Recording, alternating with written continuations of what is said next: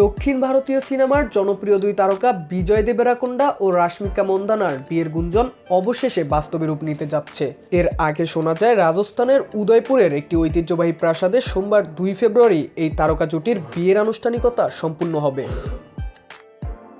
গত কয়েকদিন ধরে বিনোদন জগতে তাদের বিয়ের খবর নিয়ে নানা জল্পনা চলছিল। এমন সময় সদ্য সামাজিক মাধ্যমে ছড়িয়ে পড়া একটি ভিডিও এই গুঞ্জনকে আরও জোরালো করে দেয়। ভাইরাল হওয়া ভিডিওতে দেখা গেছে উদয়পুরের একটি রাজকীয় প্রাসাদে বিয়ের জমকালো প্রস্তুতি চলছে। লাল ভেলভেট কাপড়, নানা রঙের ফুল এবং বিশেষ কারুকার্য করা পিতলের সামগ্রী দিয়ে সাজানো হয়েছে বিয়ের আসর। ইভেন্ট ম্যানেজমেন্ট টিমের এক সদস্যের ধারণ করা সেই ভিডিওতে দেখা যায় বিয়ের অনুষ্ঠানের জন্য শেষ মুহূর্তের গোছগাছ চলছে পুরো দমে। ভারতীয় সংবাদ মাধ্যমের তথ্য অনুযায়ী 1 ফেব্রুয়ারি থেকে এই তারকা জুটির বিয়ের আনুষ্ঠানিকতা শুরু হবে।